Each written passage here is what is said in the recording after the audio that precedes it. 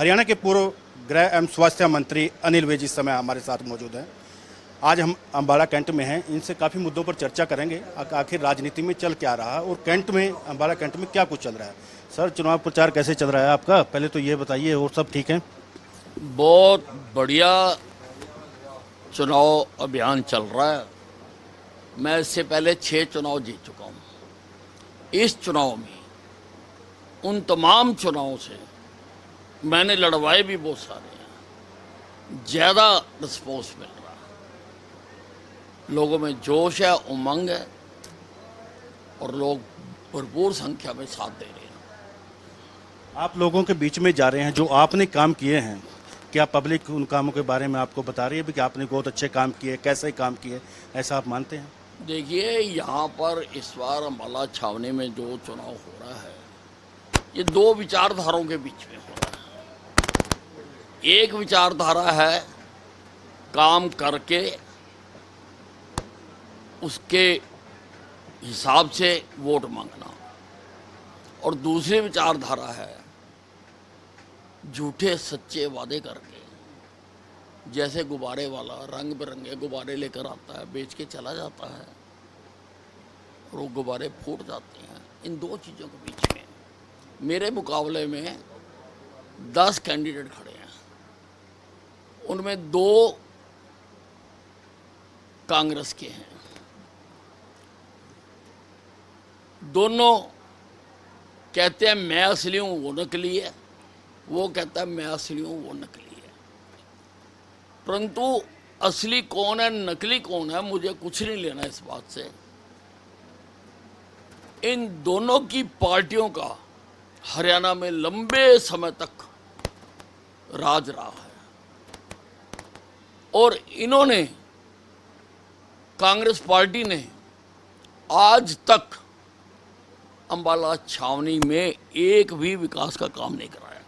मैंने तो जो काम कराए, मैं पर्चे बांट रहा हूँ, मेरे कार्यकर्ता पर्चे बांट रहे हैं, और मैं ठोक बजा के कह रहा हूँ कि जाके देख लो, अगर ये हकीकत है तो फिर आपकी वोट के ऊपर हक मेरा बनता है।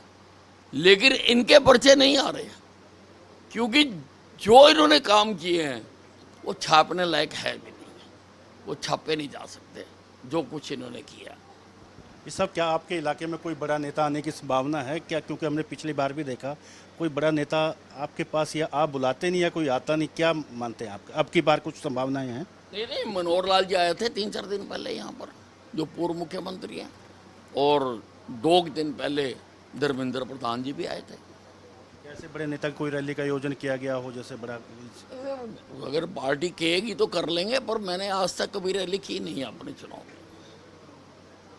तो क्या मानते हैं आप, मुखिया यहाँ पे मानते हैं किस नेता से आपका जब मुकाबला है, या आपके सामने बिल्कुल सब खाली चेस? मुकाबला नहीं है, वो तो आपस में लड़ रहे हैं एक दूसरे को असली नकली साबित करने के लिए। दोनों की आपस में लड़ाई है, मेरा कोई मतलब नहीं है। उनका कोई वर्कर सवेरे इधर होता है, शाम को उधर चला जाता है, रोटी उधर खा के आता है, चाय इधर पीता है। उनका आपस में है, मेरा कोई मुकाबला नहीं है। मेरा तो जनता साथ दे रही है पूरी तरह से। तो क्या मानते हैं आप, अब की बार आप कितनी वोटों से जीतने की आपकी संभावनाएं बन रही है? कितनी जीत से आप मानते हैं इतनी जीत से मैं आपकी बात जीतूंगा? देखिए, भारी मतों से अम्बाला छावनी से भारतीय जनता पार्टी जीतने जा रही है। क्या भारतीय जनता पार्टी तीसरी बार भी सरकार बनाने जा रही है, मानते हैं आप? 100% प्रदेश में तीसरी बार भी भारतीय जनता पार्टी की सरकार बनेगी। क्योंकि जब कांग्रेस की सरकार बनी थी, भूपिंदर सिंह हुड्डा मंत्री थे 10 साल के लिए, उस वक्त का कुशासन लोग भूले नहीं।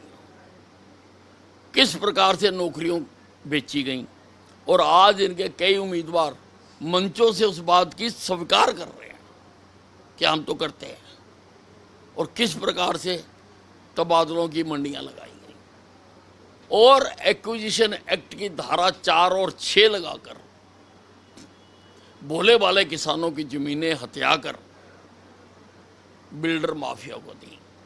कई क्रिमिनल केस चल रहे हैं भूपिंदर सिंह हुड्डा के खिलाफ, कब बाहर रहे कब अंदर चला जाए जेल के, भरोसा नहीं है। दूसरों को गारंटी दे रहा है, अपनी गारंटी कोई है नहीं है कि कब अंदर चला जाए।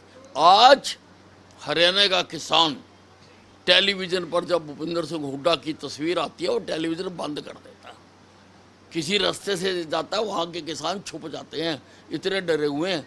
कौन लुटने वालों को दोबारा मौका देगा? लुटना थोड़ा हरियाणा ने।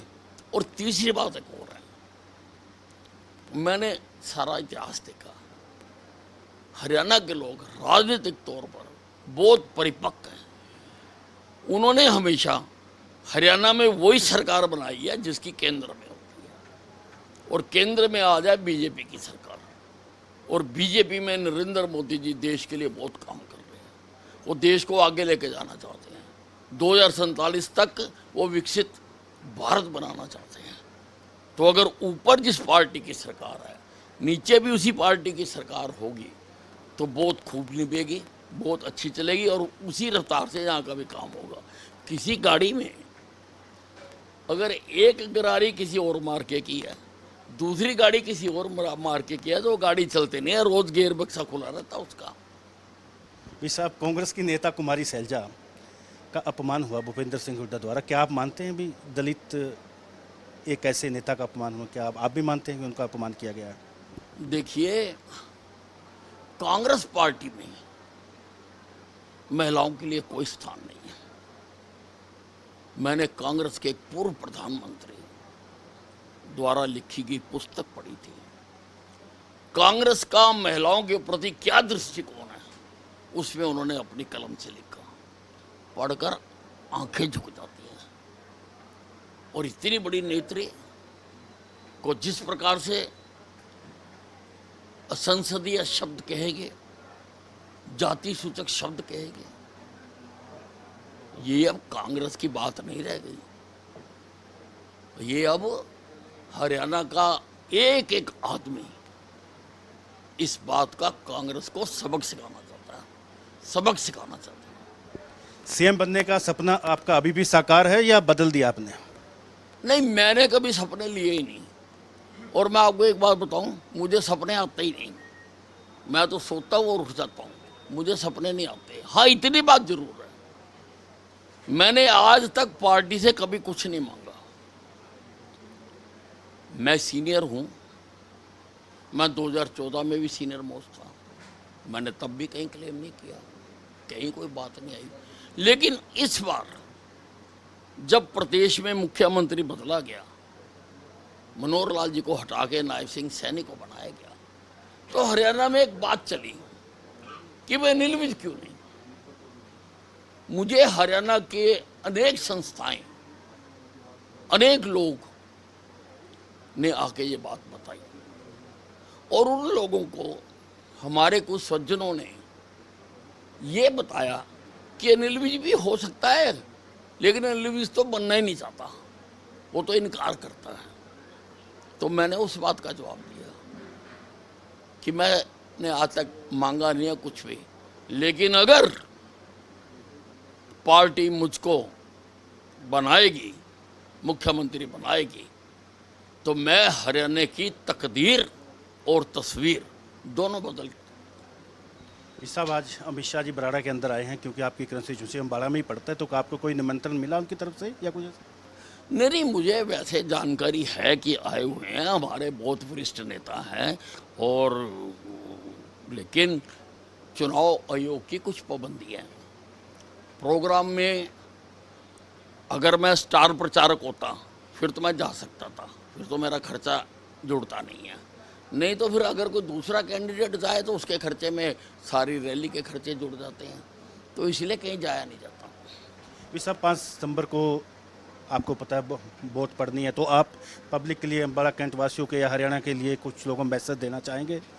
मैसेज मैंने नहीं देना, मैसेज इस बार अम्बाला छावनी की जनता सारे हिंदुस्तान को देना चाहती है।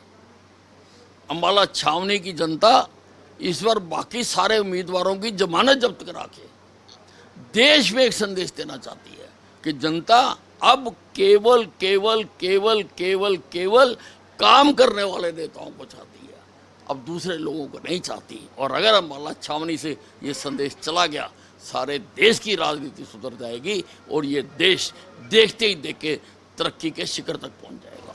शुक्रिया हमसे बातचीत करने के लिए। थे हरियाणा के पूर्व एवं गृह मंत्री अनिल विज। कैमरामैन अनिल के साथ चंद्रशेखर बुनियान, 24/7 के लिए अम्बाला।